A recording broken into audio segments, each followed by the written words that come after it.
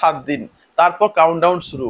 32,000 টিচার্সের চাকরি থাকবে না যাবে। প্রাইমারি টেট 2014, সে সময় ফর্ম ফিল আপ হয়, ফর্ম ফিল আপ হওয়ার পরে পরীক্ষা হয়, পরীক্ষা হওয়ার পরে পাস করে 1,25,000 ছেলে মেয়ে, যার মধ্যে চাকরি পায় 42,953 জন। সবাই কি সবাই কি নন ট্রেন ছিল? না, এদের মধ্যে কিছু ট্রেন্ডও ছিল। 8,000 ছেলে মেয়ে প্রায় ট্রেন ছিল, ডিএলএড কিন্তু ছিল। আমার অনেক বন্ধুর কিন্তু সে সময় ডিএলএড ছিল এবং তারা কিন্তু জব সব পেয়েছিল। তাহলে 8,000 ছেলে মেয়ের ট্রেন্ড ছিল এবং বাকি তোমার ছেলেমেয়েরা কিন্তু ট্রেন্ড ছিল না। এবারে মূল যে পিটিশনার প্রিয়াঙ্কা নস্কর এবং তার সাথে আরো অনেকে আর কি রয়েছে যারা মামলাটা করেছিল সে সময় 1 বছর আগে প্রায়, তাদের একটা মূল বক্তব্য যে সে সময় তো ব্যাপক দুর্নীতি হয়েছে, সেটা বাদ দাও, ইন্টারভিউতে কিন্তু কোনো অ্যাপটিটিউড টেস্ট হয়নি। 10 নম্বরে কিন্তু ইন্টারভিউ হয়, 5 থাকে পার্সোনাল টেস্ট, 5 থাকে অ্যাপটিটিউড টেস্ট। অ্যাপটিটিউড টেস্ট কিছু সময় হয়নি। রিসেন্ট 2022 সালে যখন ইন্টারভিউ যখন দেওয়া হলো তখন বহু ছেলে মেয়ে কিন্তু অ্যাপটিটিউড টেস্ট পেয়েছিল, কিন্তু এই 2014 সালে যখন তারা জব পায়, মানে 14 না 16 তারা জব তারা পেয়েছে, 14 সালের আর কি টেটের ফর্ম ফিল আপ হয়েছিল, সে সময় নাকি অ্যাপটিটিউড টেস্ট কিন্তু হয়নি। এর উপর ভিত্তি করে মামলা হয় এবং মামলার যে গ্রাউন্ড বেশ শক্ত, কোন দিকে জল গড়ায় দেখার আছে।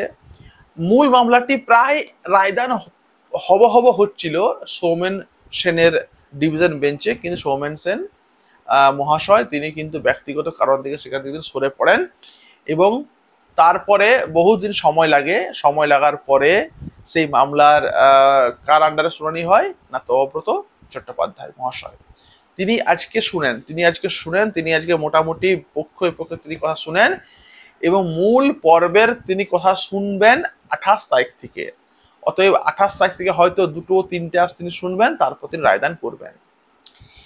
এক কথায় বলতে গেলে যে মানে সে সময় মানে সত্যি কথা বলতে অ্যাপটিটিউড টেস্ট তখন তো হয়নি, আর দুর্নীতিও সময় প্রচুর হয়েছিল। মানে প্রাথমিকের এই 42,000, মানে প্রাথমিকের যে এই যে 2014 যে টেট, মানে যদি কম্পেয়ার তুমি করো 2022 সঙ্গে 22 যে নিল, এই 22-এর যে টেট যে ইন্টারভিউ প্রসেস সব কিছু পারফেক্ট ছিল। এই 22 সালের রিক্রুটমেন্ট যেটা হলো পুরোটা সিসিটিভি ক্যামেরার আন্ডারে হয়েছে, পার্সোনাল টেস্ট হয়েছে, অ্যাপটিটিউড টেস্ট হয়েছে, কোনো রকমে কিন্তু খামতি ছিল না। কিন্তু 2014 সালে যখন পরীক্ষাটা হয় তখন এর মধ্যে এত দুর্নীতি যে মানুষ মানে শুনলে অবাক হবে, এবং সেটা সবাই জানে, সেটা জানে।